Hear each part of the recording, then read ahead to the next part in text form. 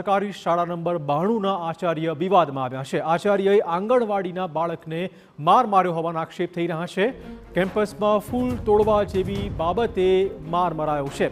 સરકારી શાળાના આચાર્ય ધર્મિષ્ઠાબેન સામે વાલીઓમાં હવે રોષનો માહોલ છે। આ મારના કારણે બાળકને તાવ આવી ગયો હતો। આ દાવો વાલીએ કર્યો છે। આંગણવાડીના બાળકોને ટોયલેટ પણ જવા નહીં દેતા હોવાની ફરિયાદો છે। આંગણવાડીના સંચાલકોએ શાળાના આચાર્ય સામે કર્યો છે આક્ષેપ। આચાર્ય આંગણવાડી ખાલી કરવા માંગે છે। આ આરોપ છે આંગણવાડી સંચાલકનો। શાળા અને આંગણવાડી એક જ પરિસરમાં હોવાથી આ વિવાદ થયો હોવાનો દાવો થઈ રહ્યો છે। 14 વર્ષથી એક જ કેમ્પસમાં આવેલી છે આ આંગણવાડી। વાલી અને આંગણવાડી સંચાલકોએ કરી છે કાર્યવાહીની માંગ। રાજકોટના યુનિવર્સિટી રોડ પર આવેલ શાળા નંબર 92 સરકારી શાળાના આચાર્યનો અમાનુષી અત્યાચાર છે તે સામે આવ્યો છે। આંગણવાડીના બાળક છે તેમના દ્વારા એક ફૂલ તોડવાની તેને સજા છે તે આપવામાં આવી છે, જેના વિરોધમાં અત્યારે જે આંગણવાડી ખાતે જે બાળકો છે તે અભ્યાસ કરે છે, અહીં રમવા માટે આવે છે, તેના વાલીઓ છે, સંચાલકો છે તે એકઠા થયા છે। બેન, શું ઘટના તમારી આંગણવાડીમાં બની હતી અને શું બાળક સાથે કરવામાં આવ્યું? અમારા આંગણવાડીના બાળકોને બાથરૂમમાં જવા નથી દેવામાં આવતા। એ કે તમારે બાથરૂમમાં છીપીપી કરાવવા લઈ જવા મોકલવા હોય તો તમારી સગવડતા તમે જાતે કરો। વાસણ જમી લઈએ એટલે વાસણનું પાણી કે તમારી સગવડતા તમારે કરો। આ સરકારી જમીન છે, અમારી જમીન છે, એમ કરી અમને કોઈ આટલો કેઠવાડો હોય ને તો અમારે એની કચરાની ડોલમાં અમારાથી નથી નખાતો।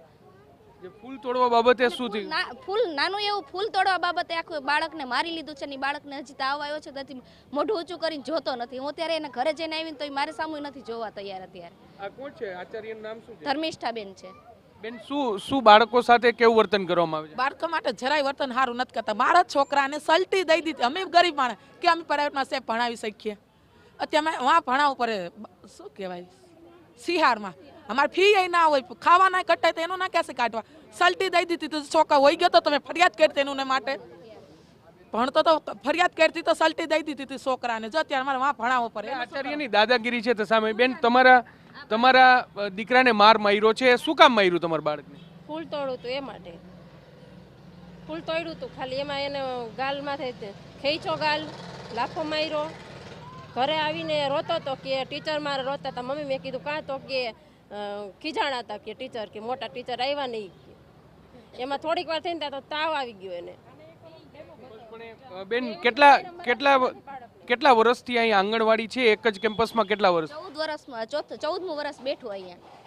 અવારનવાર ખાલી કરવા માટેનું કહે છે, શું કહે? એ 2 થી 3 વર્ષથી અમને એક ધારું એમ કહે છે કે આંગણવાડી અમારે અહીંથી ખાલી કરાવી છે, આંગણવાડી અમારે ખાલી કરાવી છે। પણ વિદ્યાર્થી આગેવાન જે રોહિતભાઈ છે, રોહિતભાઈ શું કહેશો આખા મામલાને લઈને?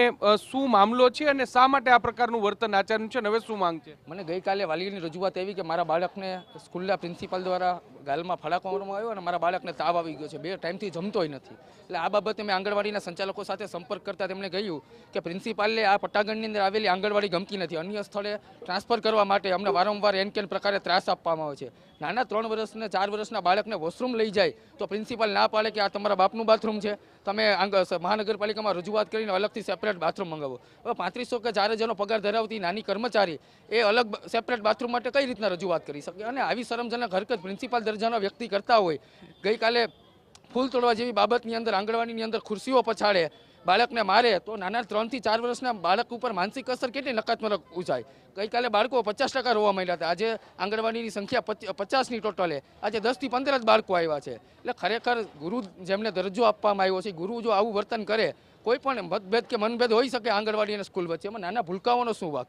ખરેખર ખૂબ જ ગંભીર ઘટના છે કે નાના બાળકો સાથે આવું ગેરવર્તન કરી અને પ્રિન્સિપાલ પોતાને કોઈ તુરમખાન સમજતા હોય તો ખૂબ જ શરમજનક છે। આ બાબતે અમે શાસન અધિકારીને રજૂઆત કરવાના છે। 2 દિવસની અંદર પ્રિન્સિપાલ ઉપર કોઈ પણ જાતની ફોજદારી કે ખાતાકીય પગલાં નહીં ભરવામાં આવે, આ સ્કૂલ ઉપર અમે તાળાબંધી કરશું અને ઉગ્રમાં ઉગ્ર આંદોલન કરવાના છે। પણ એટલે જે રીતે અહીંના જે આંગણવાડીના સંચાલકો છે તે દાવો કરી રહ્યા છે કે જે શાળા નંબર 92 અને સાથે જે આંગણવાડી છે બંને એક જ કેમ્પસમાં છે, પરંતુ અહીં જે વિદ્યાર્થીઓ જે આંગણવાડીમાં આવે છે તેમને જે વોશરૂમ છે તેનો ઉપયોગ કરવા દેવામાં આવતો નથી। એટલું જ નહીં, પરંતુ પટાંગણમાં જે એક ફૂલ તોડવા જેવી બાબતે, સામાન્ય બાબતમાં પણ વિદ્યાર્થી પર અત્યાચાર છે તે ગુજારવામાં આવ્યો। અને આ તમામ બાબતોનું મુખ્ય કારણ છે તે જે રીતે આક્ષેપ કરવામાં આવ્યો છે કે આંગણવાડી આંગણવાડી છે તે ખાલી કરાવવા માટેનો એક કારસો છે તે રચવામાં આવતો હોય તેવું સ્પષ્ટપણે લાગી રહ્યું છે. આ સમગ્ર મામલે શિક્ષણ વિભાગ દ્વારા યોગ્ય કાર્યવાહી કરવી એટલી જ જરૂરી છે. જોવાનું રહેશે કે આ સમગ્ર મામલે કયા પ્રકારની કાર્યવાહી થાય છે.